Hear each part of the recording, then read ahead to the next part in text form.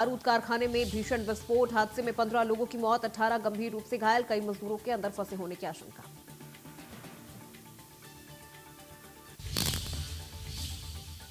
नजर आ रहा है और पीओके में यूएन के खिलाफ ये बड़ा प्रदर्शन हुआ है और इस प्रदर्शन में आपको बता दें कि यूएन ऑफिस के बाहर जो ऑफिस है उसको फूंक दिया गया है। पीओके में भीड़ ने यूएन ऑफिस को फूंका है। तो कुल मिलाकर आपको बता दें कि जो पूरी स्थिति है अगर आप इसको देखें तो पाकिस्तान में जो इसका असर है वो निश्चित तौर पर काफी तेज होता हुआ नजर आ रहा है और जो तस्वीरें हैं वो लगातार सामने आ रही हैं, जहां पर आपको बता दें कि इस हमले के बाद ये जो Bahrain, Iran, Kuwait, Oman, Qatar, Saudi Arab और यूएई में आपको बता दें कि नाम शामिल है।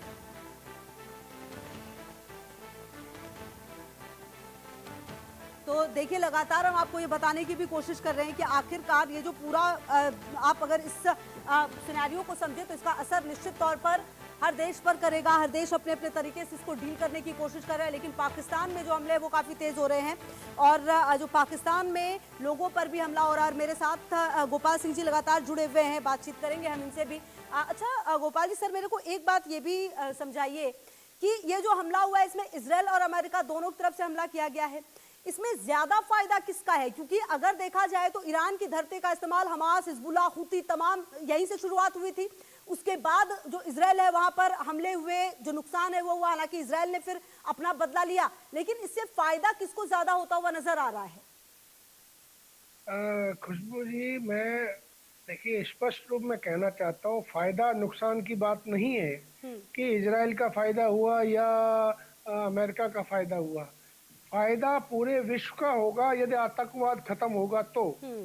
और आतंकवाद का सबसे बड़ा सरगना खमैनी था और खमैनी को मार दिया गया है और उसके जो गुर्गे हैं अभी नीचे नीचे आगे चल के आएंगे, यदि वो भी खत्म होंगे तो कहीं हद तक यानी खात्मा होगा किसका? आतंकवाद का।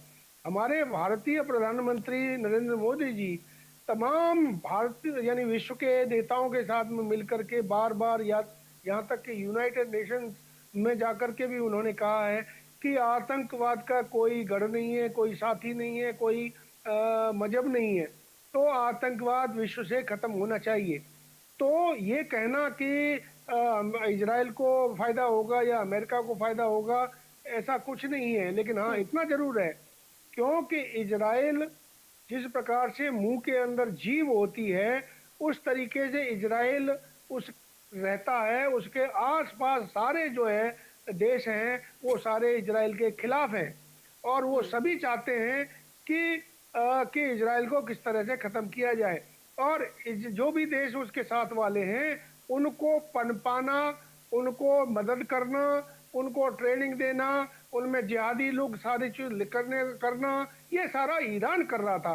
तो इसलिए यदि ईरान में यानी आतंकवाद को पनपाने का, सिखाने का, देने का कर ये खत्म होगा तो इजराइल को फायदा 100% होने वाला है।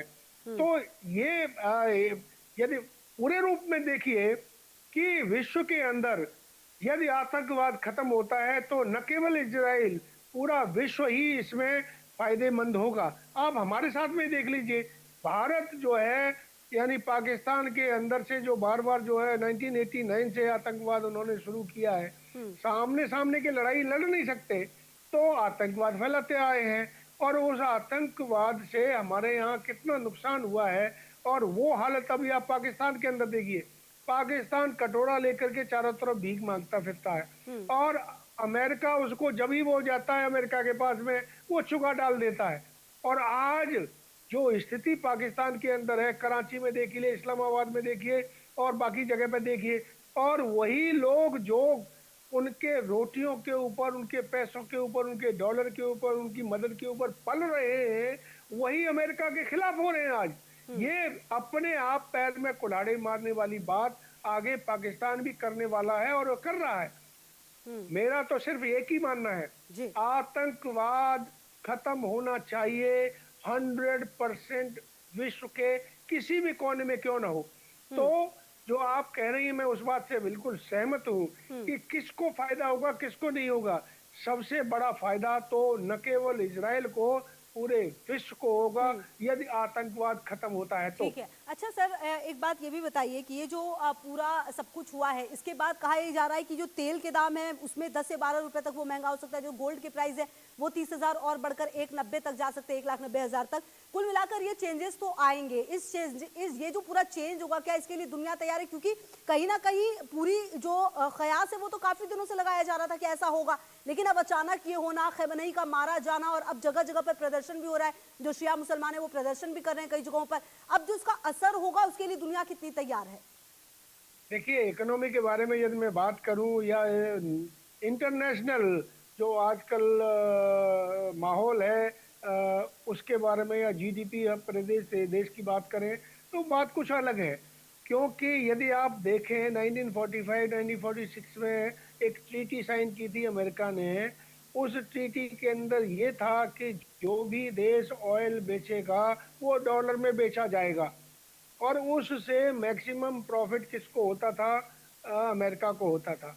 अभी हमारी ब्रिक्स कंट्रीज हैं, बाकी तमाम कंट्रीज हैं, जो अपने यानी करेंसी को एक दूसरे के साथ में एक्सचेंज में लेकर के आ रही हैं। उससे अमेरिका को बहुत बड़ा दहशत हो रही है कि यदि वो डॉलर में नहीं बेचेंगे तो जो $1 का यदि सामान खरीदो तो 0.18% डॉलर की कॉस्ट जो है अमेरिका के उसके एक्सचेकर में जाती है।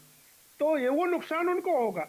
और यदि हम सभी देशें तकरीबन 83-84 कंट्रीज जो है विश्व के अंदर, अभी मोदी जी ने जो जिनके साथ में यानी बातचीत की है, यदि वो अपने रूप में एक दूसरे के साथ में एक्सचेंज करेंगे और अपनी करेंसी में करेंगे तो डॉलर की कीमत कम होगी। 1947 में हमारा $1 बराबर $1 होता था, आज वही 90 रुपये में। क्यों? क्योंकि वो स्थिति टोटल बदली हो रखी है। अब उसको देखते हुए आज यदि ये युद्ध हुआ है तो उससे तेल के सप्लाई के ऊपर असर पड़ेगा। अब जब ठीक है यूक्रेन सर, मैं और आपके पास आऊंगी और इसी रशिया पर के आगे अंदर बातचीत भी करेंगे इसको लेकर, लेकिन इसी बीच एक बड़ी खबर अपने दर्शकों को बता दें। ईरान और इजरायल जंग पर एक बड़ी खबर आ रही है। जंग पर नेतन्याहू की मीटिंग हुई है, कैबिनेट के साथ नेतन्याहू ने मीटिंग की है, सिक्योरिटी के अधिकारी भी मौजूद रहे हैं, आगे की रणनीति पर मंथन। तो आपको बता दें कि जो मीटिंग है वो हो रही है नेतन्याहू की कैबिनेट के साथ। नेतन्याहू की ये मीटिंग, सिक्योरिटी अधिकारी भी यहाँ पर मौजूद रहे हैं। तो कुल मिलाकर आपको बता दें कि अब जो आगे की रणनीति है मंथन उस पर होता हुआ नजर आ रहा है, और कहीं ना कहीं ये बहुत ज़्यादा ज़रूरी भी है, क्योंकि गोपाल सिंह सर देखिए, ये मीटिंग्स जो हैं ये तो बहुत ज़्यादा अब ज़रूरी है, क्योंकि अच्छा मोसाद, चलिए हम जानते हैं कि दुनिया में कितना नाम है मोसाद का, और जिस तरीके का चलिए ये हमला हुआ, ये बहुत सटीक हमला किया गया जिसमें खमेनेई की जो है जान चली गई। लेकिन अब आगे क्या? ईरान के पास जो मिसाइल्स हैं, जो ईरान की जो रणनीति है, क्योंकि कहा यह जाता है कि ईरान इतना ज्यादा ताकतवर है कि वो एक दिन में 40 से 50 मिसाइल बना सकता है, और अभी पिछले दिनों इसने अपनी ताकत को और ज्यादा बढ़ाया भी है। तो कुल मिलाकर अब इजराइल जो है उसे कितना ज्यादा रेडी रहने की जरूरत है, तैयार रहने की जरूरत है, और अमेरिका जो है उसकी तरफ से और क्या कुछ बड़े कदम उठाए जा सकते हैं? देखिए, आप बिल्कुल सही कह रही हैं। मैं खुशबू जी एक बात बहुत सटीक तरीके से कहना चाहता हूँ कि अमेरिका विश्व का पावरफुल कंट्री है, वो इजराइल के साथ में है और अमेरिका युद्ध कर रहा है। तो ईरान के पास में जो पहले यानी पिछले साल उन्होंने 12 दिन का युद्ध किया था, उसके अंदर हर दूसरे दिन तीसरे दिन मिसाइल छोड़ते थे। वो मिसाइल छोड़ना और आज की स्थिति में बड़ा फर्क है। आज अमेरिका के यूएसएस जेराल्ड आपका मिडिल ईस्ट में है, Abraham Lincoln aircraft carrier middle east में है, उस इलाके में है, और उसके अलावा उनके तमाम बेसेस हैं वो सारे एक्टिव हैं। और अमेरिका चाहता है कि ये यानी आतंकवादी खत्म हो।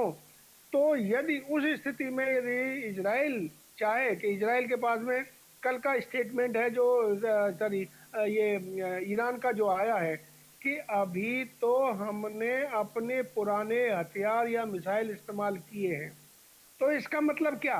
यानी कि अभी जो नए मिसाइल्स हैं या हथियार हैं, क्या उनके अंदर केमिकल वेपन्स हैं, क्या उनके अंदर न्यूक्लियर वेपन्स हैं, क्या उसके अंदर बायोलॉजिकल वेपन्स हैं, क्या उसके अंदर और क्या क्या चीजें हैं, क्या हाइपरसोनिक, सुपरसोनिक और कौन कौन सी मिसाइलें हैं, ये अभी उन्होंने साफ तौर से बताया नहीं है, ना ही अभी तक उनका जिक्र आया है कि ये दूसरी मिसाइलें लॉन्च की गई हैं। तो कहने का तात्पर्य है कुछ न कुछ तो जरूर होगा। जो आदमी कुछ कहता है तो उसके अंदर कुछ न कुछ वजूद तो जरूर होता है, लेकिन कहाँ तक ये सत्य है और कितना इनके पास में है और कैसे जो नई अभी